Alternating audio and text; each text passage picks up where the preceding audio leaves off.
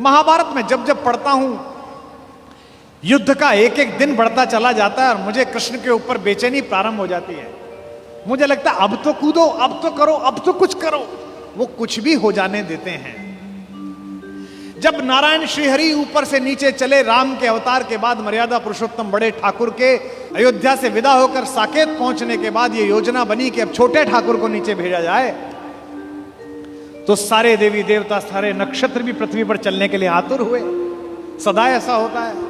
शेषनाग आ गए थे लक्ष्मण के रूप में, सब लोग नीचे आई जाते हैं। सूर्य भी तैयार हो गया, इंद्र भी तैयार हो गए, सबने अपने अपने अंश भेजे पृथ्वी पर। इंद्र का अंश कौन है? अर्जुन है। सूर्य का अंश कौन है? कर्ण है।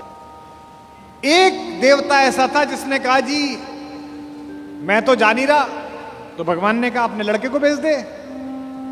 उसने कहा मेरे को तो अपने लड़के से बहुत प्यार है, मैं तो भेजूंगा नहीं, और मैं इतने दिन दूर कैसे रहूंगा, मेरा बेटा तो इतना सुंदर है। वो देवता था चंद्रमा। इस चंद्रमा को शुरू से ही शिकायत रहती है। अच्छा, भगवान का तो वंश था। भगवान ने कहा कि अजीब आदमी है तू, हमारे ही घर के लोग नहीं जाएंगे तो दुनिया क्या कहेगी।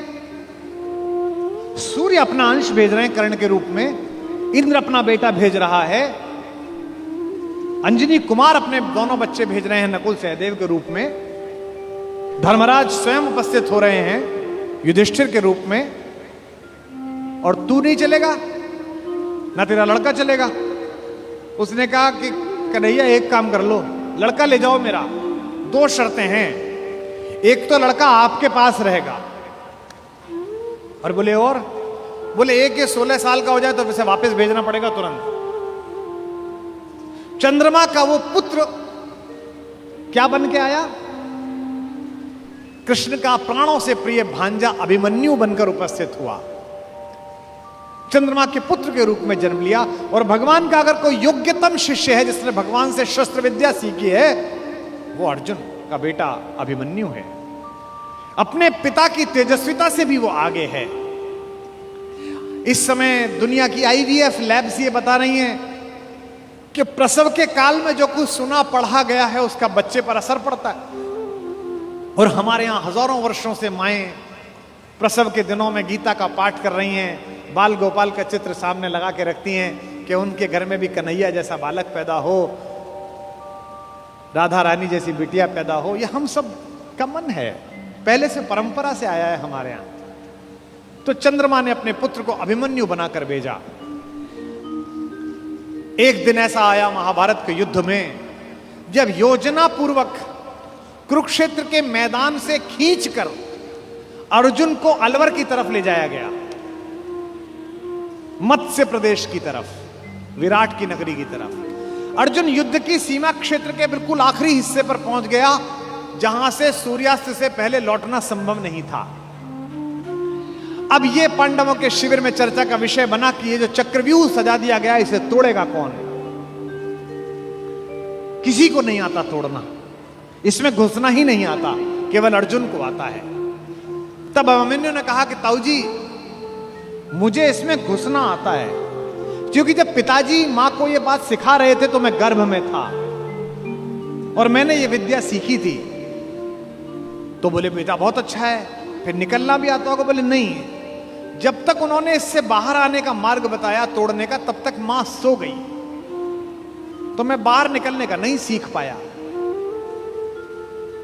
सारे चाचाओं ने और ताऊओं ने कहा कोई बात नहीं बेटे, तू तोड़ दे, निकाल तो हम लेंगे। भाई महाबली भीम, जिसकी एक मुष्टिका से विंध्याचल के पर्वत छोटे हो गए, जहां जहां उसका पैर पड़ा हिंदुस्तान में 1,00,000 जगह हैं जहां भीम बैठिका है। जिस पत्थर पे चले जाओ बड़ा सा गड्ढा है, बोले ये भीम का पांव रख पड़ा हुआ है। ये देश महान है। इस देश में 2-3 जगह हर जगह मिलती हैं माता सीता की रसोई, जहां जाओ वो मां की रसोई मिलती है। क्या बढ़िया प्रतीक शास्त्र है। दुनिया के 44 देश घूम लिए, इसी क्षण भी अगर भगवान वापस बुलाए और ऊपर बुला के पूछे कि तेरे सत्कर्मों के कारण तुझे देश चुनने का अवसर दिया जाता है, तो मैं दुनिया के सारे देश छोड़कर फिर यही चुनूंगा जहां की मिट्टी में गोपाल लेटा है। जहां के पर्वत पर्वत पर हमारी मां ने भोजन बनाकर उन पर्वत श्रृंखलाओं को तपस्या का केंद्र बना दिया है, जिसके रेणु रेणु पर अपने चरण रखकर राघवेंद्र सरकार भगवान श्री राम मर्यादा पुरुषोत्तम ने और लीलाधर योगेश्वर कृष्ण ने जिसे चंदन बना दिया है। भगवान चुप रहे, किसी ने उनकी सलाह न ली। सेनापति दृष्टद्युम्न थे, द्रुपद पुत्र। सेनापति ने योजना की कि कोई बात नहीं बेटा, मामा ने भांजे को आज्ञा दी कि कोई बात नहीं, तू चला जा इसके अंदर और हम सब तुझे निकाल लेंगे। इतिहास गवाह है, तारीख गवाह है कि अभिमन्यु ने उस चक्रव्यूह को तोड़ा और चक्रव्यूह के दूसरे चक्र में ही पांडवों की सेना को बाहर कर दिया गया और चक्रव्यूह में वो अकेला रह गया। क्या लड़ा, अद्भुत युद्ध हुआ। सुनते हैं कि इंद्र माताली से, जो उसका सारथी है, जो उसका ड्राइवर है, उससे बोला कि रथ लेकर चलो। उसने कहा अभी तो दिन पूरा चढ़ा हुआ है, मैं कैसे आऊं? उसने कहा देखने आओ कि युद्ध कितना सुंदर हो रहा है। अभिमन्यु जिस दिन जा रहा था लड़ने के लिए, उसने सबके पैर छुए। युधिष्ठिर ने कहा जीते रहो मेरे लाल। दृष्टद्युम्न ने कहा जीते रहो मेरे बेटे। चाचाओं ने, नकुल ने, सहदेव ने गले लगा लिया अपने भतीजे को और कहा जीते रहो। जब उसने मामा के पैर छुए, कृष्ण के पैर छुए, तो कृष्ण ने कहा यशस्वी भव।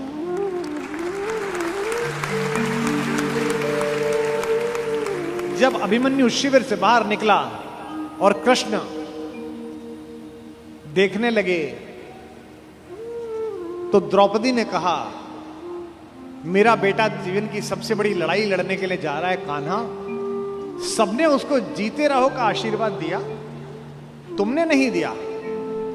तुमने उससे यशस्वी भव का आशीर्वाद दिया, जीते रहो क्यों नहीं बोला? क्या तुम्हें युद्ध के परिणाम में कोई शंका है? तो कृष्ण ने जो बात कही वही जीवन के युद्ध में भरत वाक्य बनाना। माधव ने कहा कि कृष्णा मैं नहीं जानता कि आज के युद्ध का परिणाम क्या होगा, पर मैंने जो शिक्षा अपने भांजे को दी है, मैं ये दावे के साथ कह सकता हूं कि महाभारत के रण में जीते या हारे कोई भी, लेकिन सबसे बड़े और उज्जवल योद्धा के रूप में मेरे भांजे का नाम लिखा जाएगा, अभिमन्यु का नाम।